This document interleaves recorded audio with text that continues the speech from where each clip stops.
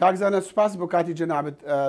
دەزانین پرۆژەیەک لە پەرلەمانی عێراقا جەنابەت ئاگاداری ئەو پرۆژەی و پێم وایە دەست هەیە لەو پرۆژەیەدا بۆ یارمەتیدانی ئەو خانمانەی کە لە دەستی داعش ڕزگار دەبن. ئەکرێ پێمان بڵێ ناوەڕۆکی ئەو پرۆژەیە چییە؟ زۆر سپاس. من ماوەی زیاتر لە ساڵێکە لەگەر کۆمەڵێک لە چالاکوانانی مەدەنی و ڕێکخراوەکانی ژنان کار دەکەین لەسەر دانانی پرۆژە یاسایەک بۆ هاوکاریکردنی خانمە یەزیدیەکان کە لە دەستی داعش نەجاتیان بووە و من زۆر خۆشحاڵم کە وەکو پەرلەمانتارێکی ئیسلامی لە دۆسێکی ئاوا گرنگ کار بکەم بە ئەرشی خۆمی دەزانم ئەرکەشی ئینسانی و گرنگی ئەزانم. ئەم پرۆژەیە چەندین کۆنفرانس و وەرکشۆپی لەسەر کراوە. ئێمە لە هەفتەی ڕابردوو سەردانی سەرۆکی کۆماری عێراقمان کرد و پرۆژە یاساکەمان پێشکەشی کرد. داوامان لێ کرد پشتیوانی بکە لەم پرۆژەیە و لە ڕێی ئەوە بگاتە ئەنجومەنی وەزیران بۆی ئەنجومەنی وەزیران بینێرێ بۆ پەرلەمان و لە پەرلەمانە پەسەند بکرێ. کاکزانە لە پەرلەمانە تا چەندێک پشتیوانی لێ دەکری و چەند ئەندامی پەرلەمان لەگەڵ خۆتانن بۆ ئەوەی ئەو پرۆژەیە سەری بگرێ؟ ئێمە توانین بڵین پەرلەمانتارە کوردەکان هەمووی لەگەڵدایە و کۆمەڵێک پەرلەمانتاری لایەنە عەرەبیەکانیش ئەبێ قسەیان لەگەڵ بکەین. زارێ پرۆژەکان پێ نەگەیشتووە. بیرۆکەکە بریتە لەوەی کە ئەو خانمانەی نەجاتیان بووە لە دەستی تیرۆرستانی داعش وەکو زیندانیانی سیاسی مامەڵەیان لەگەڵ بکرێ و ئیعتیباریان بۆ بگەڕێتەوە.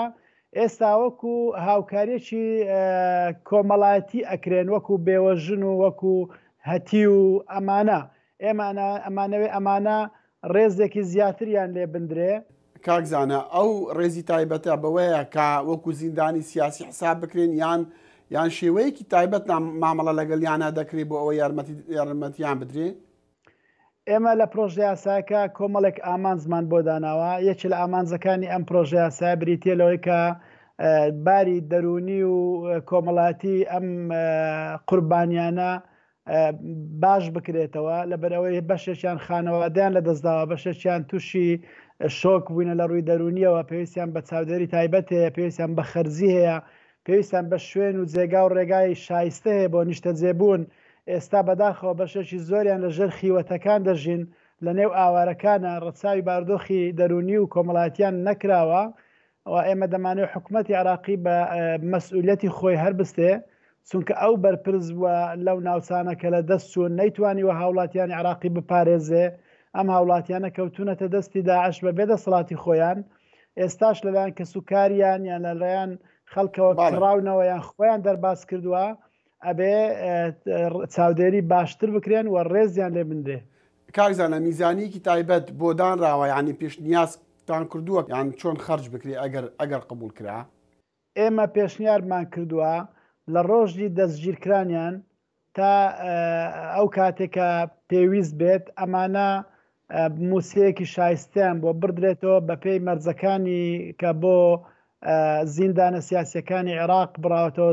ئێستا مەبلەغێکی زۆر باشە لە زیندانە سیاسەکانی عێراق وەرئەژیرێ. بەم مەبلەغە ئەوانە توانن گرفتە تەندروستیەکانیان چارەسەرکەن و هەروە شوێنی نیشتە جێبوونیان بۆ دابین دەکرێت بە پێی یاساکە.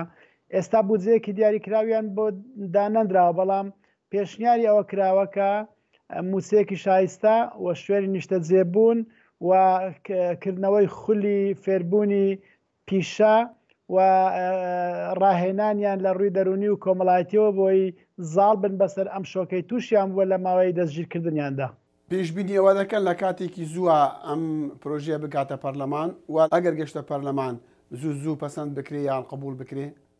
ئێمە سێ ڕێگامان هەیە بۆی پرۆژە بێتە پەرلەمان. یان ئەبێ ئەندام پەرلەمانەکان ئیمزا کۆکەرەوە پشتیوانی لە پرۆژێک بکەن یان ئەبێ سەرۆکی کۆمار ئەم پرۆژێ بنێرێ یان ئەبێ سەرۆکی ئەنجومەنی وەزیران بینێرێ. باشترین ڕێگا ئەوەیە کە ئەنجومەنی وەزیران ڕەوانێ بکات چونکە پارەی تێدایە خەرجی تێدایە خەرجیش حکوومەت ئەبێ حسابی بۆ بکە. ئەگەر ئێمە وەکو پەرلەمانتاران ئەم پرۆژێ پێشکەش بکەین حکوومەت تانەی لێ ئەگرێ دەبێ ڕایوەربژێ. بۆیە سەرۆک کۆماری عێراق بەڕێز دکتۆر فواد معسووم بەڵێنی پێداین کە ئاڕاستەی سەرۆکایەتی وەزیرانی عێراقی ئەکا و پشتیوانی لەم پرۆژەیەکە بۆی سەرۆکایەتی وەزیرانی عێراقیش پەسەندی بکە و بینێرێ بۆ پەرلەمان.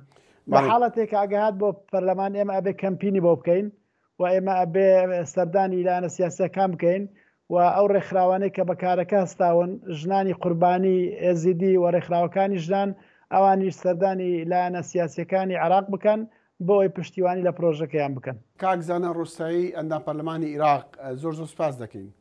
سپاس بێوەش.